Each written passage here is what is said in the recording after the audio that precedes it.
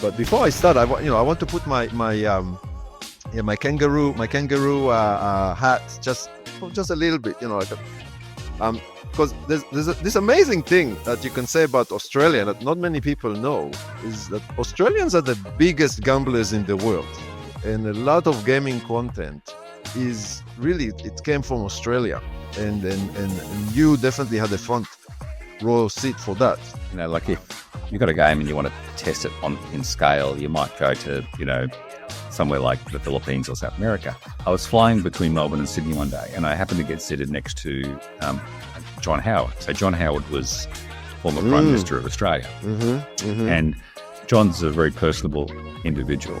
And, so I sat down, and after we took off, he said, you're wearing a suit, obviously you're in business. What business here? I said, I'm a Crown CFO.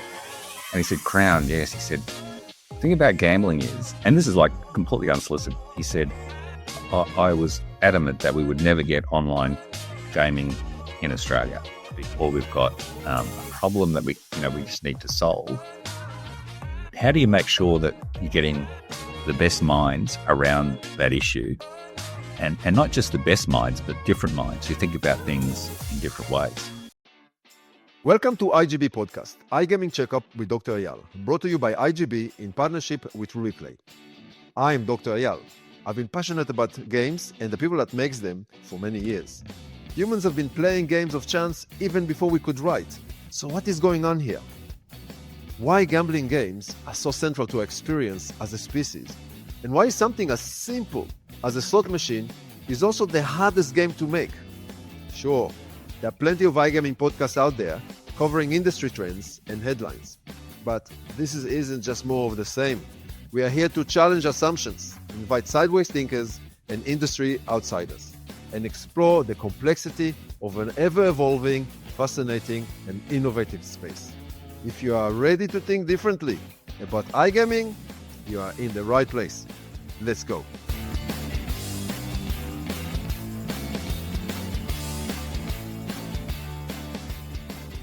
So today's episode is the Australian VIP room. And I have here Ken Barton joining me from Sydney, Australia. Ken has been a leader in the gaming industry for many, many years, for decades even. And I'm really excited of having you over with us in the episode. But before I start, I want to put my kangaroo hat just a little bit, because there's this amazing thing that you can say about Australia that not many people know is that Australians are the biggest gamblers in the world, and a lot of gaming content is really, it came from Australia, and you definitely had a front row seat for that, myself included as well. But I was wondering, why do you think why do you think that Australians are such big gamblers? Like what makes Australian connect to risk so much? Because I have my theory, but I wanted to hear yours first. Well, thanks for the introduction, Eyal. I thought you might start off saying, I've got some capability or knowledge in this area, but you're the home of the biggest degenerates in the world, and there is a little bit of that. So as you know, Australia was settled by the British in 1780s, and originally we were the receptacle of the overflow of convicts, and so the white Australia population, many of us can trace our heritage back to people who were released from prison and sent on boats out to Australia. So we didn't start off with the cream of the crop. We weren't sort of the aristocracy. We weren't kind of like, the landed gentry from countries, or noblemen, or, knights or squires. We were pretty much, the people that they couldn't squeeze into prisons. So we probably have a long history of being on a slightly edgy country in terms of the population, because we're up there in alcohol consumption. We're in fact up there in alcohol production. We've got some of the biggest wine production, beer production, and as you say, I think there was always a bit of a debate about Japan, because the Japan spend on gambling is a little bit hard to trace because a lot of it's on pachinko and sports betting and things. But you'd probably, I doubt you'd be massively wrong if you said Australians per capita are the biggest gamblers in the world. Oh, no, that's. I think it's not only that the biggest; they're twice as big as second. And yeah, by the way, Japan is at $250 billion per annum industry in pachinko alone. It's crazy when you actually take a proper look at it, which I have a few years back. But I have a different theory. That's why I brought my kangaroo. So I think that in Australia, everything tries to kill you. You've got hailstorms in summer with hail, stones the size of a cricket ball, right? You've got spiders in your backyard that are extremely poisonous. And you even have the largest spider is the Huntsman spider, about the size of my hand. But not many people know that. But each spider has a wasps that specialize in eating that spider. So imagine if you have a spider this big, the wasp that specializes in eating that spider is the size of a bird. My wife got stung by one of those bad boys. So it's in Australia, you got this wildlife. Right? Everything tries to kill you. The lightning, the animals are poisonous. The most poisonous plant in the world is Australian. So it's like this really edgy experience that you have being an Australian in your backyard, living in Sydney, living in Melbourne. You experience this edgy lifestyle, and it's like everything is out to get you. And in that kind of environment of risk, it makes perfect sense that gaming or gambling, it seems like a very natural a thing to do, because everything is so risky everywhere. So so I kind of find that, and I think it's kind of cool about Australians and taking risk and being happy to kind of take risks, not just in life but in business as well. And so I find it's all kind of, in my head at least, it's all kind of connected. And I love your explanation about the history of Australia, where the people came from, for the white Australian, and so how they all combined with the natives. So it's quite a fascinating story, really.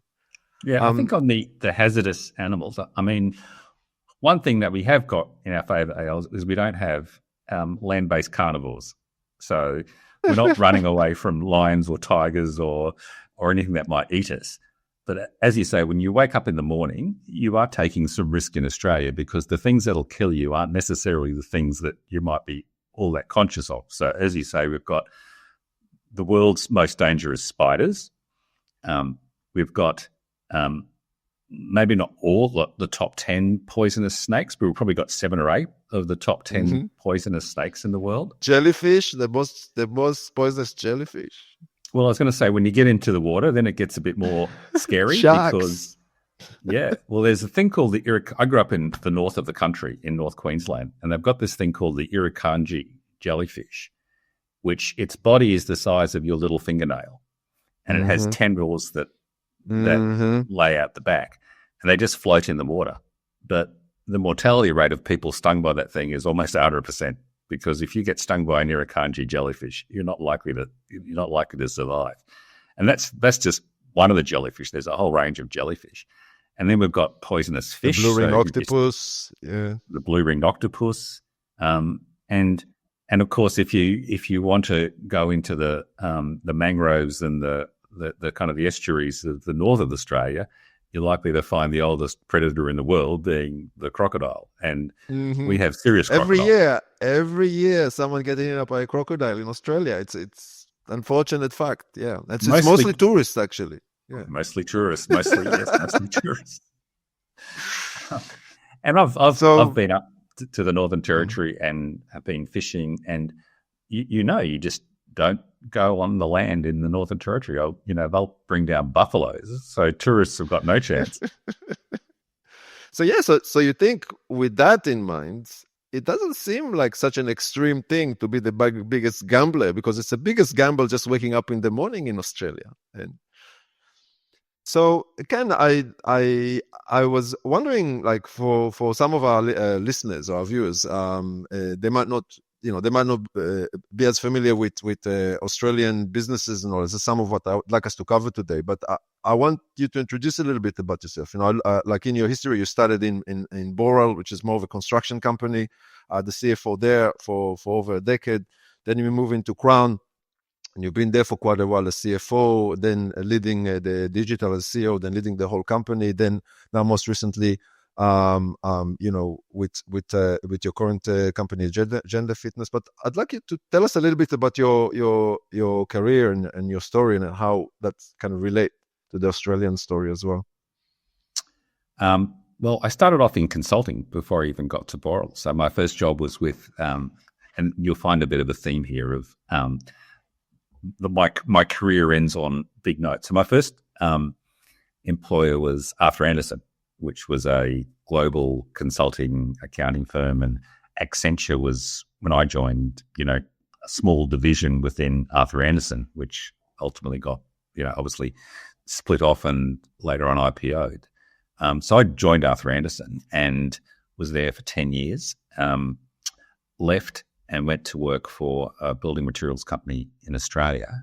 And then not long after I left, Arthur Andersen encountered the problems with Enron and ultimately Department of Justice sanctions, and the firm essentially was collapsed and split up and broken up and absorbed by other accounting consulting firms around the world. So then I joined a building materials company called Pioneer. Was working in Houston, Texas, from 1997 to 2000, and in 2000 they got a takeover bid from a UK company called Hanson, and so I left with the conclusion of the takeover, joined Boral, was at Boral for 10 years, left there on good terms, but the thrill and the excitement of the gaming industry caught my attention, and so in 2010 I joined as the CFO of Crown Resorts. So Crown Resorts at the time had the biggest casino in Australia, which was Crown Melbourne, biggest by a lot of margin. It's a lovely venue as well. It's a very nice venue. Yeah, at one stage, pre-Macau, it was the most profitable casino, single-site casino in the world, and also had a second property, which is probably I think arguably by some measures the second best casino in Australia in Perth. Had the interest in Bearswood because it's a really special place with its own style of gaming, its own regulation, its own everything. It's crazy. Yeah, and it's a really nice resort, and the weather's great, and it's a really interesting property, and it's the only gaming allowed in the entire state of Western Australia is in the casino, land-based gaming, and so we had Melbourne and Perth had a joint venture in Macau with Melco, some operations in the UK, and emerging operations in the Philippines, and looking at other ventures around the place, and early on starting to plan for another Crown property in Australia in Sydney, which ultimately was opened in 2022. So very interesting portfolio. It was global. It was had a very strong market position, very strong cash flows, and just a generally very, very good business. 10 years as CFO, about a year and a half as CEO, and I left in 2022. It's a bit of a potted history, Eyal. And like many people, again, are not aware of the strong origins of gaming in Australia. It's not just the slot machines, but it's gaming in general. Like, it's just a few examples. So you can think of like a Len Ainsworth turning a dentistry equipment company into a slot machine company. That you get Aristocrat reinventing the wheel twice. That started in Australia, like the virtual slots, like the electronic slots, I guess you can call them. And then you look at Then you got the shuffle masters with the 88 fortunes later on. The whole, the hold and spin that comes from a high roller that then have like a relationship with aristocrat, and then rolls out the whole. Hold and spin is one of the most successful mechanics. It's Australian. From 88 fortunes, that the perceived persistency, huge thing like the three-pot mechanics. It's come from this game, Australian. Even outside of slots, you're thinking of, in iGaming, you think Megaways was done by Big Time Gaming. The whole concept of this kind of a brand, of a mechanic with a buy feature and all that comes from a Sydney studio in Australia. Sweepstakes, the whole sweepstakes phenomenon started by VGW, again an Australian Lawrence Escalante that started this company. Came up with this whole concept. Crypto casinos started in Melbourne, stakes.com. So if you look at practically every element of gaming and iGaming, and it's the top performing games, top performing platforms, it's all came from Australia, and I find this amazing. It's almost strange. And what's your opinion about that? Like, what makes Australia so uniquely positioned to drive innovation in such a way for decades now? Yeah, and look, just to round out your set there, I mean, obviously you've got Ed Craven and Stake.com, Lawrence Escalante and his business. But also, if you go back even further, Crown was the initial casino that came up with the concept of electronic table games. So everything that's happened in electronic table games all started in Crown. The Angel shoe, the Angel Eye shoe with the card reading, that was developed conjunctly between Angel and Crown. So there's been, across Australia, as you say, pretty much in every category of gaming. And it's not like we're a big population. Even now we're only 25 million people, so it's not like it's the biggest market. And you've got, as you say, big companies like Aristocrat, Ainsworth, that all came out of Australia. And even today, they've got, a major presence here. And I think part of it is people are willing to invest in developing a product in Australia because it's a good test market. Like if you've got a game and you want to test it in scale, you might go to, somewhere like the Philippines or South America. But if you want to test something that might work with, the affluent countries around the world, in a quarantine way, because as you pointed out, we're surrounded by sea and no one wants to, go into the water because it's full of sharks and jellyfish. So you can test it in a environment which is it's lucrative. So if you come up with an innovative gaming product, it's not like it's just R&D. It's actually a real business with potential earnings and cash flows that come from it. But also the Australian gambler is actually quite a sophisticated gambler. So they are very discerning about what they will, despite the scale and everything, but very discerning. So they're very accustomed to gaming product and very willing to toss something out if it's not working. So I think for a lot of companies, if you wanted to come up with a concept in gaming and you wanted to test it in a market that is a market that the standards, the expectations are high in terms of the excitement, the experience, the differentiated product, Australia is a pretty good place to come. And you can be pretty sure if it fires in Australia, it'll work in other places. So, you've talked about Aristocrat. Aristocrat's an exemplar in this space in terms of technology. And Scott Olive, sits in his sort of lounge room and he can test it. And he's got this great market just all around him that he can just say, here's an idea. And you can probably, I don't know if he does this, but you could probably immerse yourself in the clubs and the pubs and all that environment where you've got gamblers who will tell you very quickly if something's rubbish. And so it's like, maybe Australia's the gambling equivalent of New York. If you can make it here, you can make it anywhere. Talk about Scott Olive and and high roller and the hold and spin. I thought for me this game, the innovation that was around the multi-denom machine. So you look at some small innovations like a multi-denom machine where you don't try to sell many machines in different denomination, but just one machine with lots of denom, made no sense in a way, but makes perfect sense. And then Scott Olive coming with that concept with a really good game design and practically take the market globally. And it worked in Australia. You had lines in casinos, lines in the clubs and the VIP rooms in the different pubs around New South Wales.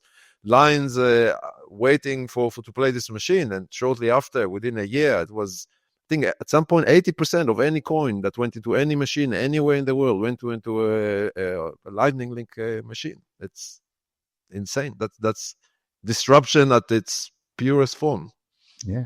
And the DNA of Light and Wonder now is Australian as well. Yes, yeah, that's true. Yes, that the leadership as well. So I think it's quite interesting, and I find it surprising that often when I mention this, there's not a lot of awareness of how key a role Australia is playing in the global iGaming and gaming markets. It's yeah. Maybe it's because of the size, but it's surprising that many people are not aware of it. And we're probably not out there advertising it. I don't know if you've been to the Scandinavia, but when you sort of go to Norway, all they talk about is Novo Nordisk, right? Like the biggest company in Europe. And they're very proud of, like, we invented Ozempic. You don't get a lot of kind of, politicians and leaders in Australia saying we invented Dragon Link, like look at what we've done for the world. We gave you Lightning Link and Dragon Link. But the Australian regulation is very, very strict. So there is no iGaming, no illegal iGaming in Australia to speak of, and it's mostly the Australian gaming is mostly land-based gaming on tab shops, like with sport betting. But do you think this is something that might change in Australia, in your opinion, in the coming years? Well, we have a very big online sports betting business, Eyal. So, Flutter, subsidiary Sportsbet is the biggest down here. And at one time, Sportsbet, which was a subsidiary of Flutter, was the most profitable division of Flutter. So kind of outpaced the UK, outpaced Europe, outpaced the US. So we also spend a lot of money on online sports betting. No legal online real money casinos. That's always been kind of a red line for Australia, and that's been a bipartisan position for a long time. And it's kind of in the DNA of the kind of all the political groups across Australia. I can give you a little anecdote if you're interested. So I was flying between Melbourne and Sydney one day, and I happened to get seated next to John Howard. So John Howard was former Prime Minister of Australia. And John's a very personable individual. And, so I sat down, and after we took off, he said, you're wearing a suit, obviously you're in business. What business here? I said, I'm at Crown CFO. And he said, Crown, yes. He said, the thing about gambling is, and this is like completely unsolicited, he said, I was adamant that we would never get online gaming in Australia, because the last thing you'd ever want to see is people who bet their house sitting at home. We just don't want that. And I think that philosophy probably preceded him and has certainly preceded him, that sports betting is kind of a national phenomenon, and it's almost entirely on thoroughbred. There's a little bit of, other codes and other sports, but it's predominantly on thoroughbred racing. And we have a very deep culture that hinges around racing. So we've got a race every year in Melbourne on the first Melbourne Tuesday Cup, in November. Yeah, the race that stopped the States, which is true. Everyone stop and stare at the screen.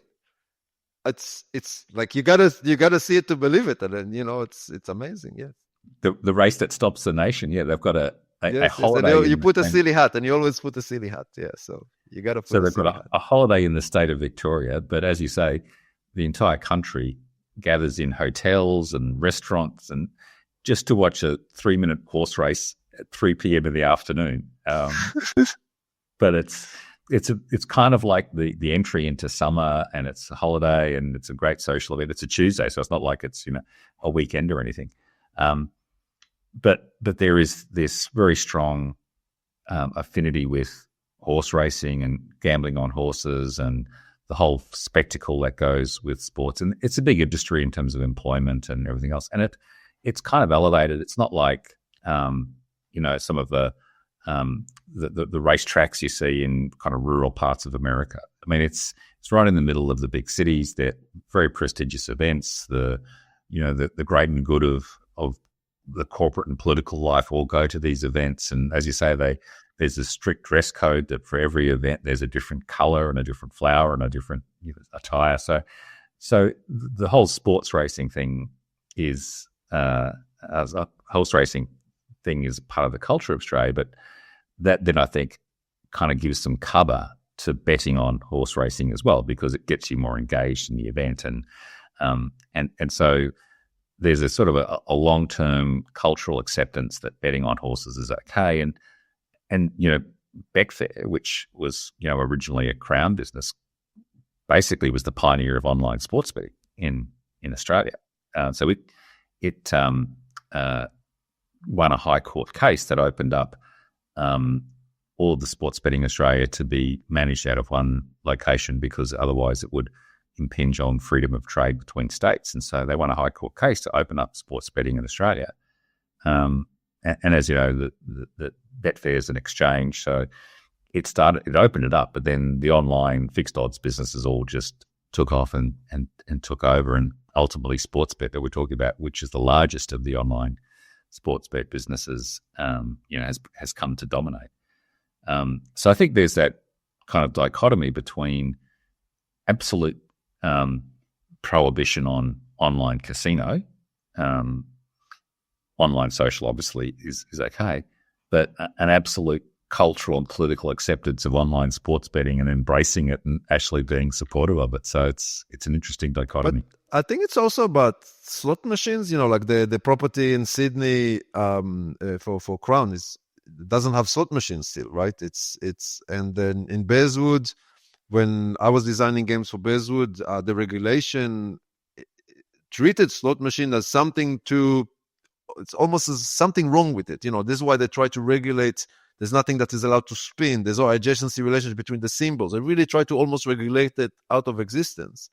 And I'm kind of wondering, in this environment, how can traditional casinos stay relevant and evolve when things are becoming more and more digital, when the businesses around the world and people find that more and more of their life goes online, and you got brick and mortar casinos in Australia really have to be very cautious with slot machines and extremely limited with their business in the online space. So yeah, and there's a few things there, Eyal. One thing is that yes, Crown Sydney doesn't have gaming machines, but when it comes to problem gambling, the kind of the one that most of the sort of gambling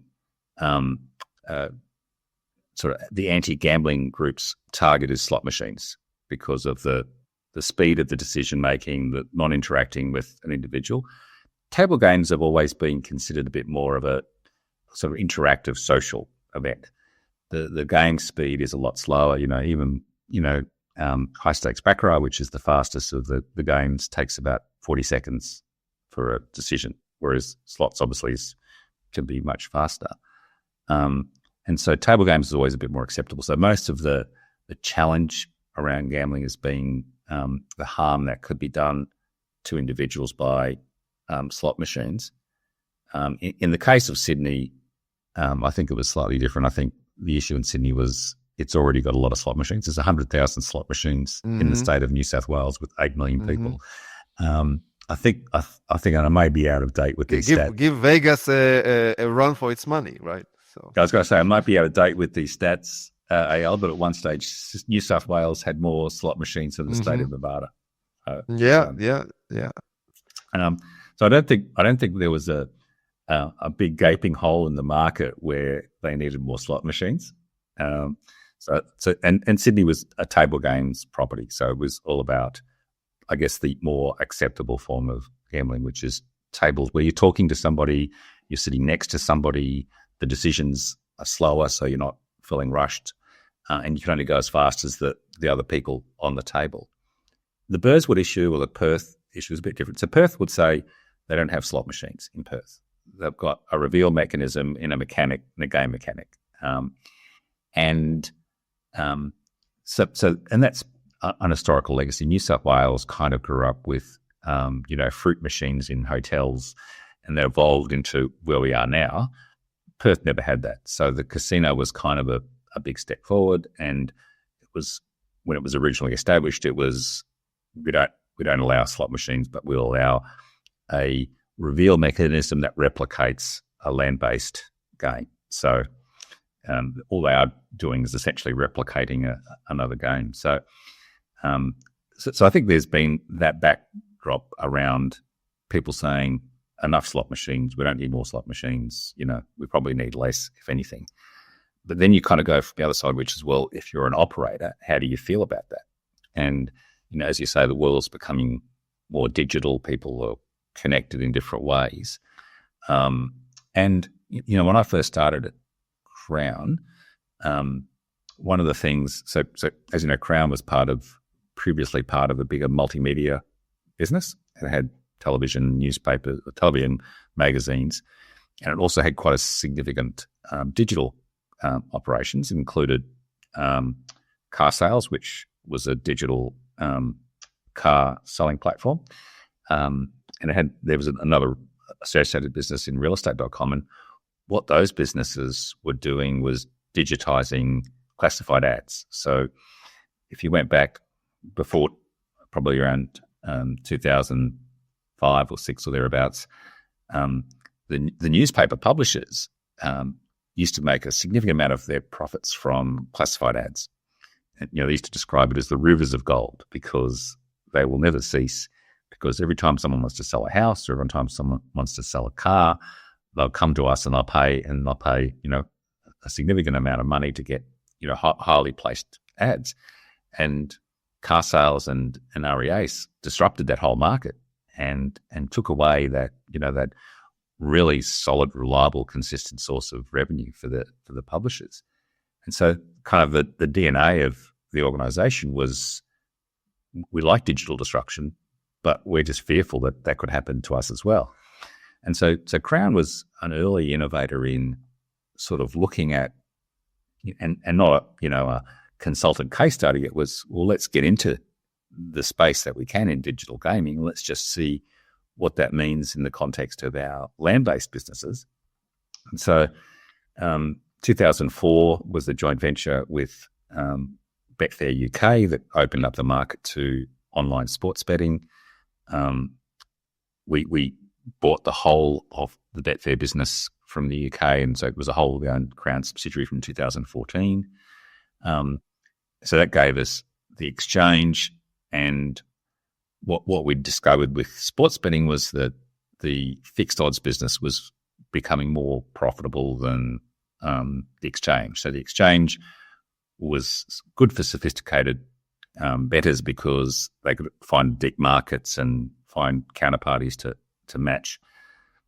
But normal people in a pub with a beer in one hand just want to know what the odds are and put a bet on. And so what was happening is the exchange was a good business, particularly among sophisticated punters, but the retail business, if you like, was going to fixed odds. And so Crown didn't have a fixed odds offering, so we got together with an operator. We built a business called CrownBet. We went from nothing to nearly 300 million of revenue in a couple of years, and part of doing both of those businesses was to try and understand to what extent would our land-based customer migrate over to a digital experience. because the working hypothesis was, if you like betting on tables, you probably like betting on horse races. And so we worked really hard to try and create incentives for people who were our land-based customers to migrate over to the digital sports betting platform. And it didn't really resonate. That's fascinating. Yeah, and partly we think the reason was that CrownBet was a new brand, and people were already satisfied with their Ladbrokes product or their Sportsbet Flutter product or whatever. So part of it was migrating people over away from their preferred product was difficult. And we pitched at the high end. So, we do things like, say, you qualify for a VIP experience at a Crown property if you're a VIP customer in the sports betting. So with all of the effort in the world, and I think after a few years, the business had grown well. I think we kind of worked out that sports betting probably wasn't going to disrupt online land-based casino betting. And so the other one that we then moved into was, we could see what was going on with Playtika, and we could see what Aristocrat was doing with Big Fish, and so we said, with the maybe free-to-play in-app purchase social gaming, yeah. And so we thought, well, maybe that's closer to a slots experience. So is there a chance that our slots customers might be attracted to play social casino and maybe not completely the land-based casino, but maybe they'll do one less visit or they'll do something else. And so the very best way to test that theory is not to ring up and ask questions, because you'll never get to the right answer, but to offer our top-end customers an online social experience. So, and I'm sure you're familiar, Eyal, that we bought DGN and also an Israeli-based business, Empire 88.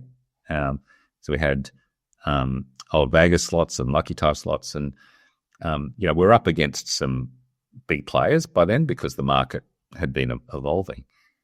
But our hypothesis was that if you could offer land-based value along with a online social experience, then maybe you could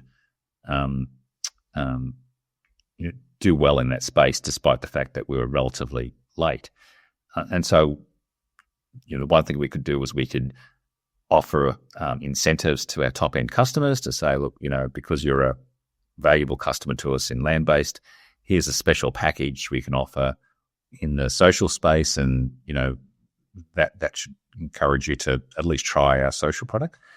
And much like the sports betting experience, we didn't get a lot of customers migrating over to social, and so that's not a hypothetical survey based thing. That's we own, or we Crown still owned DGN when I left, so it had gone on from 2014 to 2008 years of 2017 to 2022. So at least 5 years of trial, and it was okay. But what you didn't see was a mass kind of people turning off their other social casino product to embrace a Crown land-based incentive product. As long as within your jurisdiction, if the regulatory reality is that there is no thriving business that developing there, then you probably find that your traditional brick and mortar actually are pretty stable and growing business, and it's you're comfortable staying there, but then still look at opportunities overseas where you can see really massive growth, like you guys looked at other partnership overseas. Yeah, and I think there's two parts to it. I think part of it is, yes, you've got a very sticky customer base because they like the land-based experience. There's always a sense that a customer that would come to the property liked getting out of the house, having a meal, meeting people, the whole social experience, and if you went to work on Monday morning in Melbourne and someone said, So what'd you get up to on the weekend? And you'd say, oh, I was down at Crown. Oh, that's great. What did you see? What happened? What was going on there? If you went to work on Monday morning and someone said, what did you get up to? Well, I stayed at home and played social slots, all weekend. We'll go, oh, okay.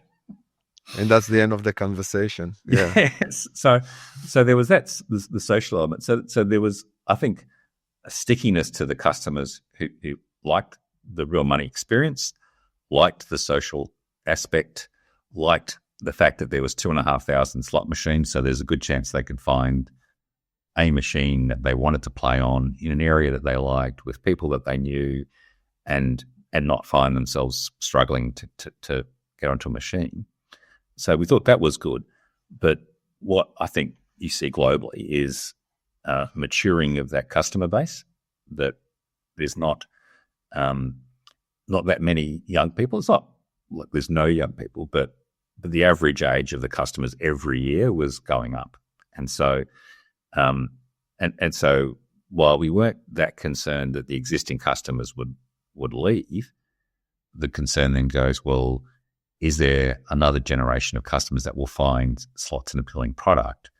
And so that was kind of one of the future-proofing issues for us was, how do you find that? For us as Ruby Play, we are a work from home company. Like, we have a big focus on our culture and creating that kind of culture, which can be challenging in an iGaming context. There's lots of judgment, I guess, about people that works in the industry. So we try our best to kind of create this have a positive workplace. And in your recent venture, the gender fitness, this is something that you've been focusing on, like the culture of companies. So do you want to tell us a little bit about that, and how do you find anything different between iGaming context companies or any companies in general? Yes. So my theory on the gender fitness product, it kind of emerged when I was running the digital portfolio at Crown. So I had, access to great digital minds, good digital marketing people, technology teams. And it struck me that one of the things which is problematic in organizations is that people walk into a room with different experiences, different history, different approach, different perspectives. And how on earth do you make sure that everybody who walks into the room, if they've got an idea, don't walk out with that idea still in their mind and never verbalized? But also, if you've got a really important issue, if you're your organization and you're saying, we've got an existential threat, or we've got a potentially massive value creating opportunity, or we've got a problem that we just need to solve, how do you make sure that you're getting the best minds around that issue, and not just the best minds, but different minds who think about things in different ways? And so it was sort of originally in the context of trying to ensure that from a gender perspective, everybody had equal opportunity to be seen, to be heard, to be recognized, and to progress through the organization at an equivalent rate. And gender is one of the easier aspects of diversity to identify, because most people are willing to volunteer that they're male, female, non-binary.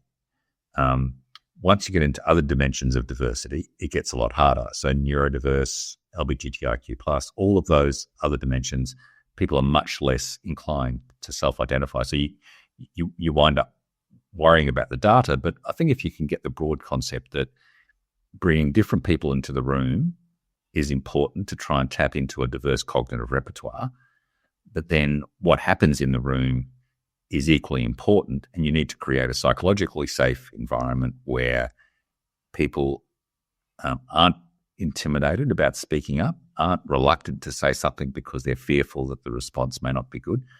And so that's kind of on the person who's convening the meeting to have that approach. My other kind of hack was from 20 years as a CFO was, well, it's all very well to say you want to be inclusionary or have inclusive leadership, but how do you know? Like, if you haven't got some data, how do you know? So I said, well, you need to build a tool that can measure that psychological construct. And so, but you need to do it in a simple way, so it's not burdensome. And so all of the academic evidence that I've found sort of supports the proposition that there are two broad things about being inclusive. The first thing is that you need to have people who acknowledge that they'll come in, and group dynamic theory says that people form subgroups with people who are like them.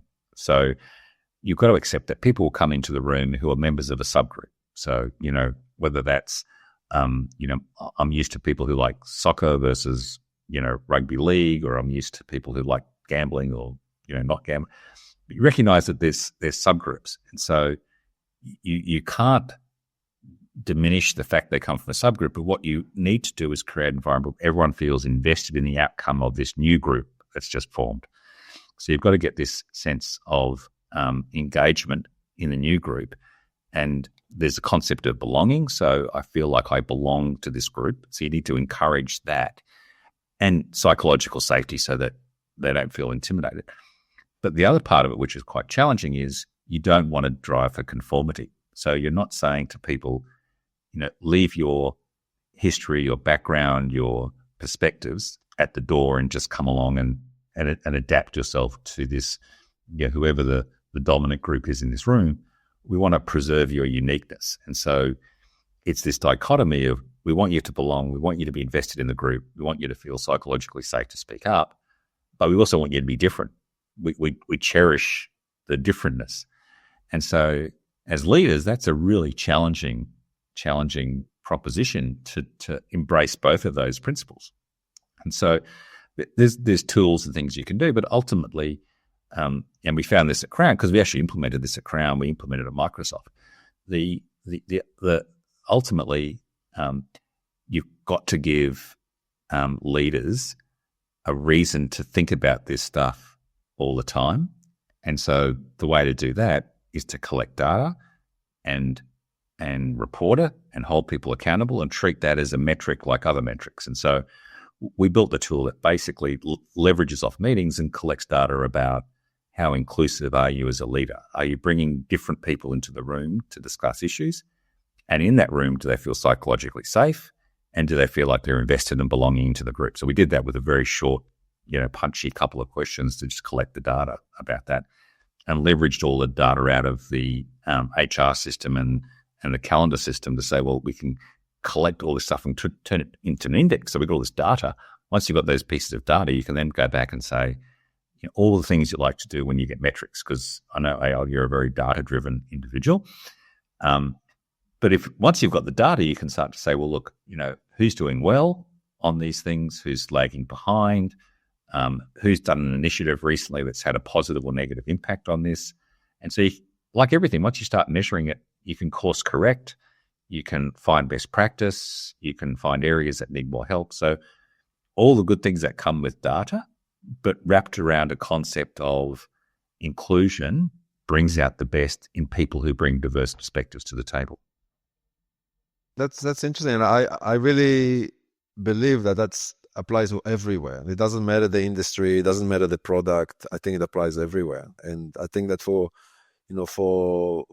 companies like us, like working from home, that becomes even more important, because it's very easy. So there's no room, it's a virtual room. So it's okay. So Ken, Barton, with that, thanks a lot for joining me in the podcast. It's been a really interesting conversation. I hope that we've taught someone something about Australia and how important it is for gaming. And and best of luck with gender fitness. Sounds like you're doing something really interesting there.